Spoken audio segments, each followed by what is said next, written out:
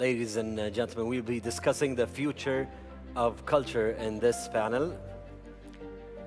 Let me start off with introducing His Excellency Hamed Fayez, the Vice Minister of Culture in the Kingdom of Saudi Arabia. Welcome. We have the amazing CEO of Diryah Gate Development Authority in Saudi Arabia. Hello. Hi. Thank you very much. Mr. Jerry Inzarello spent 5 decades innovating in the hospitality sector across the world, handling today one of the flagship projects of Vision 2030. And we are also honored to have founder and CEO of Nervora, home to the most iconic media brands in the Middle East, Mr. Shashi Menon. Welcome to this panel. Shukran. I'm happy to be moderating this session, and I want to start off by quoting the Saudi Vision 2030, which states that culture is indispensable to our quality of life. Your Excellency, as a Vice Minister, part of your responsibilities include contributing to strategy and operations, supporting the mission to enrich the lives across the kingdom, and to achieve goals of Vision 2030. And since we are here talking about the future of culture, which His Highness Prince Badr bin Abdullah bin Farhan Al Saud is guiding with your support, tell me what's happening in the kingdom. Where is this all headed? Good morning, everyone. It's great to be here, especially with such distinguished guests. Jerry, right here, by the way, happens to be our largest landlord in the kingdom. He's bidding 20 of our cultural assets that we're going to be operating over the next couple of years. But going back to your question, Yasir, Saudi culture today is being uncovered and energized at a pace of unprecedented scale. I would actually argue that the cultural transformation we are witnessing today is amongst the most ambitious we have seen in recent history globally. But let me start with a short story. Back in February 2019, in a very crisp, cool evening, we had the chance to present to His Royal Highness the Crown Prince the National Cultural Strategy. And his feedback was both direct and surgical, yet quite telling. So what he said is, great job, 2 thumbs up. This is the kind of ambition that both the country and myself were expecting of you. Good luck with delivery, and I'll be monitoring progress, which he has been doing so on a monthly basis. Lots of messages in such a simple statement, but I'm sure, unfortunately, we don't have time to elaborate on today. Now, in terms of where we are and where we're heading, I think I'd like to maybe put it in 3 different boxes. First, what have we done so far? What have we done within the ecosystem? I'm very happy and proud to say, under the leadership and direction of His Highness Prince Badr bin Abdullah bin Farhan Al Saud, over the last 2.5 years since our strategy got approved, we've been able to build 25 diverse cultural entities that are currently operational. So we're mandated not only to build a ministry, but a full ecosystem. These include, but not limited to, 11 sub-sector cultural commissions responsible or designed to develop 13 subsectors we're responsible for directly, and these include film, music, fashion, culinary arts, architecture, libraries, museums, heritage, visual arts, performing arts, literature, publishing and translation. Diryah bin Ali Foundation, Red Sea International Film Foundation, Royal Institute of Traditional Arts, King Salman International Complex of the Arabic Language, Saudi Publishing Company, Saudi Artifacts Company, National Music Band, National Theatre Group, and many more. Cultural Development Fund as well, very relevant, I think, to the audience. We did not even neglect a very important component to any global successful cultural ecosystem, which is the 3rd sector. So with the support of our good friends and colleagues at the Ministry of Human Resources and Social Development, we were able to co-create more than 65 cultural non-for-profit organizations and bodies, which we currently are supervising. If we just take more of an inward look, since the ministry was created back in 2018, we went from 0 to 1,500 employees, out of which 50% are young, talented Saudi females, and more than 1/3 of our leadership actually are Saudi talented leaders, female leaders as well. Average age within the ministry plus, so the ministry plus all the ecosystem, is around 32 years old. So I'm not helping with the average, but what our demographics show is we are a true reflection of Vision 2030. So secondly, when it comes to change, what is the timeline? Is this long-term, mid-term, or now? Well, we do have 10-year strategies, but there's a transformation is happening now. Change is happening now. It can be felt as we speak. We've heard from others as we were sitting here, and just to give you data to support this, forget about the first 9 months of this year. For the next 3 months, what we have is more than 100 cultural engagements, events, and/or initiatives that are being launched. If we talk about short-term, and short-term meaning 2022, we have 940 cultural days planned. We have 3 public libraries and 3 new public libraries, 10 revamped, that will be delivered next year. We have hundreds of millions of riyals worth of sector developmental programs that are either been launched or will be launched, including $100 million slated for the film sector alone. And as His Highness Prince Badr had announced a few weeks ago, we are launching a cultural media platform. Economically speaking, I'll try to wrap up. Economically speaking, we feel over the next, and that's where we're heading, right? We feel that over the next 10 years, the cultural sector contribution to the Saudi economy will multiply by more than 5 times, and more than, well, a few 100,000 jobs will be created in the process. Finally, are we doing this alone? Not at all. This, one of our main strategic aspirations is to be at the center of global cultural exchange. So I want to share with the rest of the world what the best of our culture has to offer and learn from the rest of the world. And how are we doing this? Through striking partnerships, through visiting and participating in events globally, north, south, east, and west.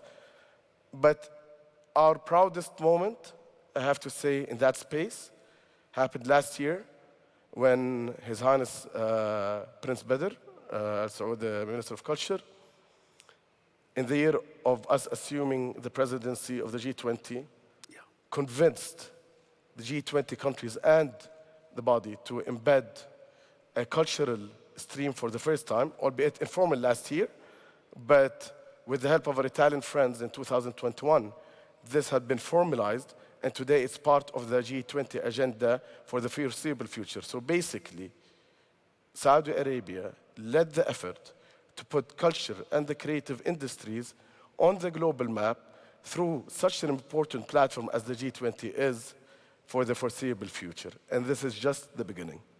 This is just the beginning, Your Excellency Vice Minister. As a Saudi listening to you, I got goosebumps all over. I am proud of this, and I wish you good luck with delivery. Thank you so much. Jerry, we'll come back to you now. How does the Diryah Gate Development Authority, DGDA, fit into the kingdom's broader cultural program? Well, first of all, Yasir, good to see you, and thank you for your always excellent professionalism. You know, for me, when you say you have goosebumps, we meet formally at DGDA, think about this, with His Excellency twice a month, just to make sure that everything's moving, because we, as a giant project, are on time and on budget, and our closest relationship is with the outstanding Ministry of Culture, because we're culture and heritage. We are the same. We're brothers and sisters. So it's always an honor to be with our esteemed Excellency, and then to be with Shashi, a very talented young guy. I like to be in the middle of such talented, intelligent people. But DGDA and Diryah is soulful. It's special. It's the birthplace of the kingdom. It's the birthplace of the Arabian Peninsula. It's the house of Al Saud. It's where we were founded. It's where it started. Our soul, everything about us, is the rich culture and heritage of the Kingdom of Saudi Arabia. The entire region emanated from here. So we're not a theme park. It's not the intention. The intention is to restore, which we're doing now, thanks to His Royal Highness, to make Diryah what it always was for hundreds of years, a great gathering place where people can come and be festive and entertained and be enlightened and learn and be together. So we are taking our position now where Diryah will be the center of culture and heritage for the entire Middle East. And we're blessed at this time, not even with the custodian of the two holy mosques that started the renovation on Taref, but to have this time the Crown Prince and the wonderful Prince Badr.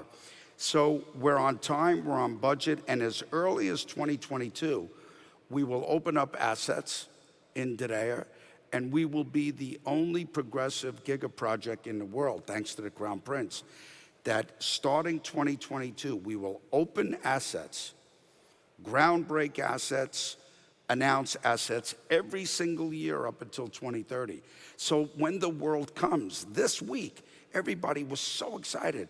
You know, the one thing about Saudi Arabia, every person that I met this week was so kind to me. Everybody's beautiful. That's what we're saying. Come visit us. See one of the richest, genuine, authentic cultures in the world. Let us entertain you. Let us welcome you. Let us teach you. Let us share and have one global humanity. So it is such an honor to be here in the kingdom and serve during this historic time. Thank you very much. I'm getting goosebumps all over the session. Good. That is. We like this book. So we'll move to Shashi. Welcome to this panel.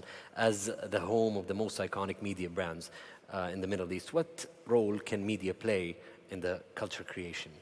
Sure. First off, thanks for having me. It's hard not to be inspired by what His Excellency and Diryah is saying. Hopefully I can add something to the conversation as well. I want to take just a quick step back because I think my journey into the region is a big part of what we're trying to accomplish.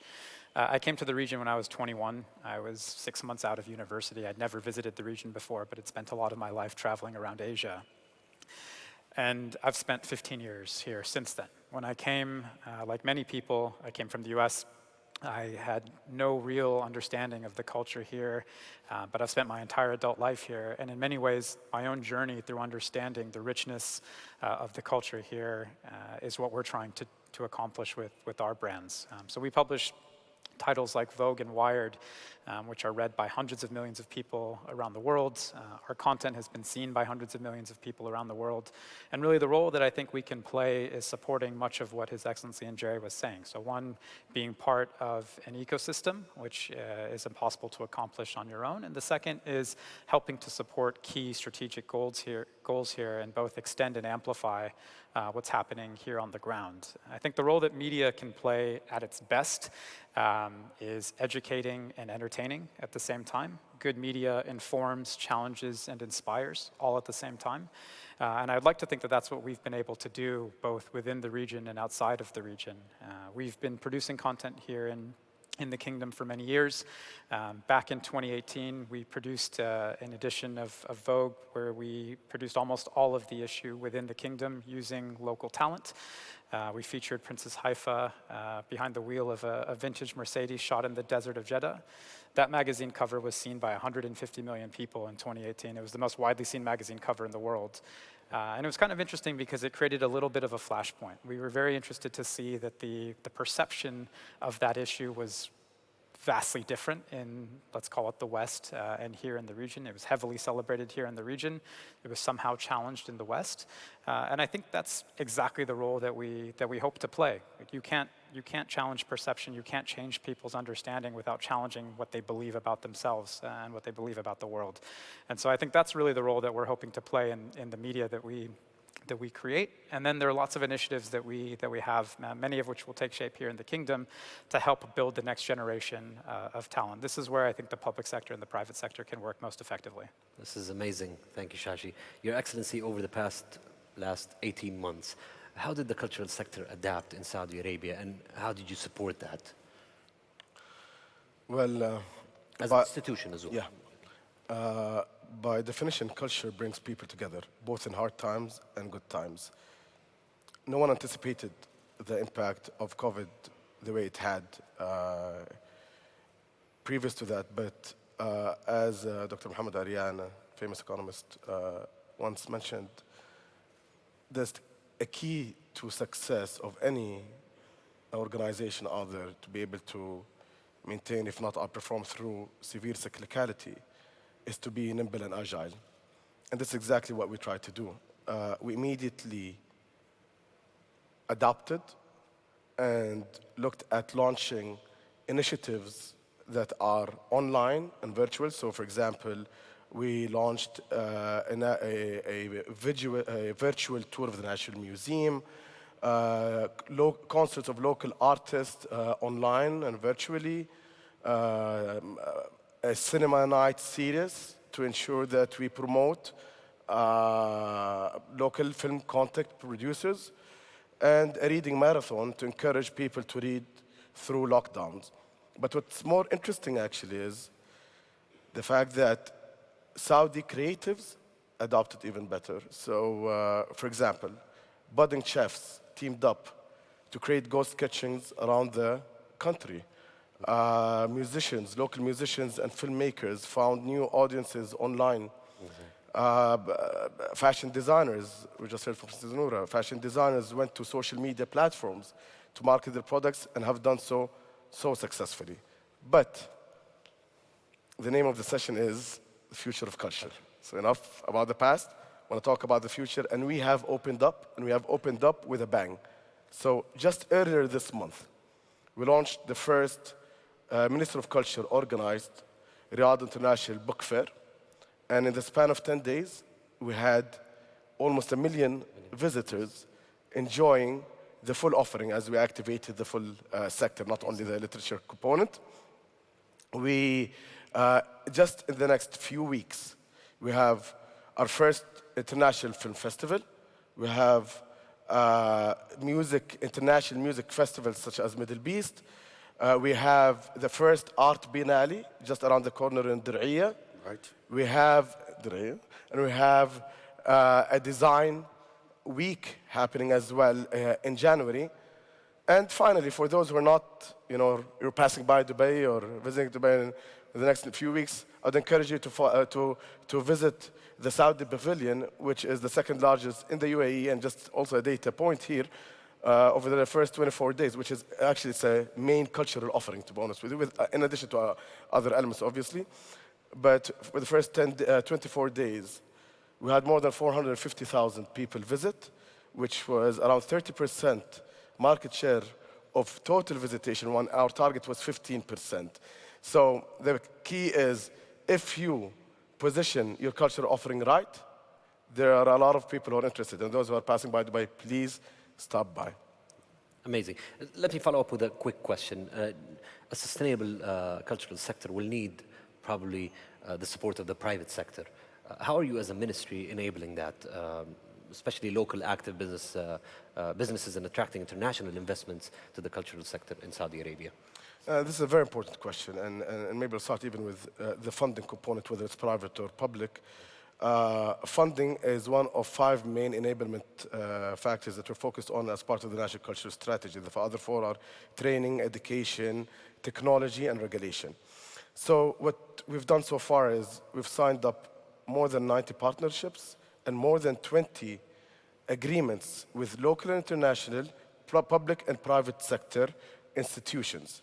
We are today at the cusp of launching a private sector strategy, which includes 3 main components. One is showcasing investment opportunities across the spectrum in a financially and economically feasible manner. Number 2 is bolstering demand and knowledge and infrastructure of the creative industries, given the nuisance element of the sector. And number 3 is ease regulation to support SMEs to flourish again in the sector. Through extensive research, we're able to identify more than 100 opportunities across all of our commissions. at a value of more than 2.5 billion riyals, and we're very happy to actually engage with private sectors and others in all types of partnerships, PPP, joint ventures, equity investors, and actually my most favorite is CSR and grants for those who can afford it. But we did not stop there. We launched the Culture Development Fund, which was only an idea 2 years ago, and we dispersed our first funds 2 weeks ago, and we have $50 million available to support our various lending, investment, and grants programs till year end, and more to come. And finally, we also partnered up internationally with institutions such as the BFI and Le Cordon Bleu for our culinary commission to ensure that we train our local talent here on the ground. Amazing. As an ex-banker, I know what it takes for the private sector to be engaged, and believe me, what we're going to be bringing to the table is something that will be win-win for all. Great opportunities for investment in the cultural sector coming up. So this is great. Jerry, as the head of Saudi Arabia, is one of the most culture-focused giga projects. What role do you think DGDA specifically has in bringing the kingdom's culture to the world? Yeah, we're very unique, and I know we're pressed on time. So I'll be short to say that when you are a marketing person, you want to make things attractive to come. Saudi Arabia has already earned its place on the great cultural heritage sites of the world. It's just that we never had a tourism strategy until recently. And now, through the Ministry of Culture, Ministry of Tourism, the work being done by all ministries, now we get to show off the rich, deep, authentic culture and heritage. Saudi Arabia was always the place that united people, that gathered people. And Diryah, in this, what's going to be one of the great, not G20, G10 cities, Riyadh. If you look at what RCRC is doing, but we will be the jewel in the middle. And as everybody knows, there's a lot of great things happening in the kingdom, but there's only one Diryah. Great, thank you. Shashi, I'm going to jump to you with a question. How can public and private sector work together to enhance culture, specifically in Saudi Arabia?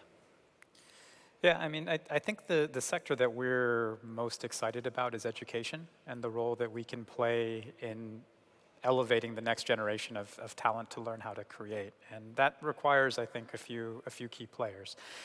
One, it requires parties that know how to educate.